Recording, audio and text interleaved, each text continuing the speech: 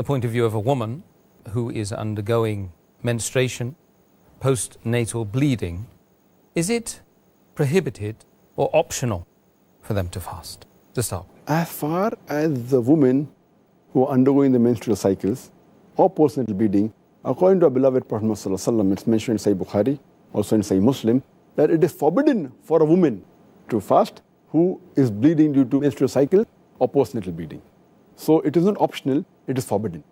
And the reason is because when the blood flows out in a lady, in a woman, she loses a lot of blood. And on top of that, if she fasts, it will not be good for her health.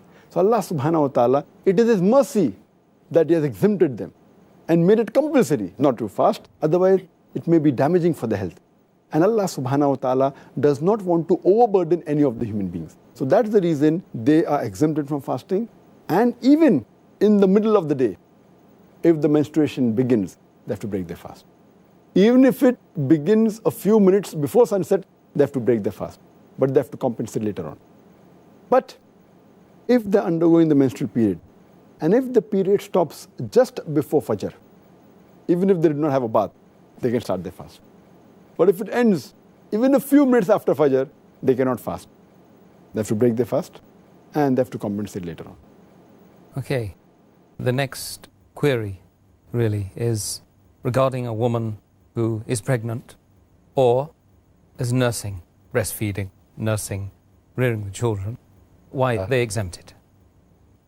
According to the verse of the Quran in Surah Baqarah, chapter number 2, verse number 185, that if a person is ill and traveling, he can make up his prescribed periods of day of fasting later on. So most of the fuqahas, most of the scholars, they say that these women who are pregnant and breastfeeding, they come under the category of those who are ill. So therefore, if they want, they can abstain from fasting. But there are clear-cut Sahih hadith in which the Prophet has exempted these women from fasting. Mentioned in Sunan ibn Majah, hadith number 1667, that our beloved Prophet says, the obligation for a person to fast and part of the prayer has been lifted from a traveler. And the obligation for fasting has been lifted from a lady who's pregnant and who's breastfeeding. Our beloved Prophet Muhammad also said, it's mentioned in Sunan Nisa'i, in the book of fasting, hadith number 2274, that Allah subhanahu wa ta'ala has relieved the traveler from fasting and half his prayer, and Allah subhanahu wa ta'ala has relieved the pregnant woman and the woman who's breastfeeding from fasting. So based on these two hadith also, it's clear-cut that the pregnant woman and the women who are breastfeeding, they have been exempted. And the logical reason that one can think is because when a lady, she's pregnant or she's breastfeeding, the food she eats is not only for herself, it's for herself as well as the baby she's carrying, or becomes difficult for a baby, then she's exempted from fasting.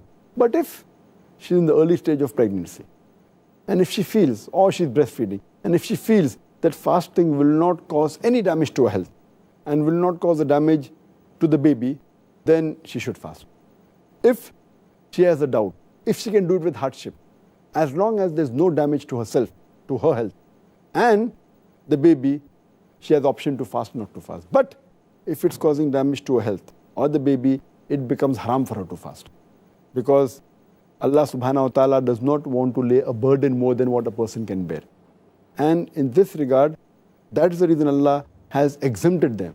Later on, when they are healthy, when they stop breastfeeding, or when the pregnancy ends after postnatal bleeding, then they have to make up for the fast they have missed before the next Ramadan.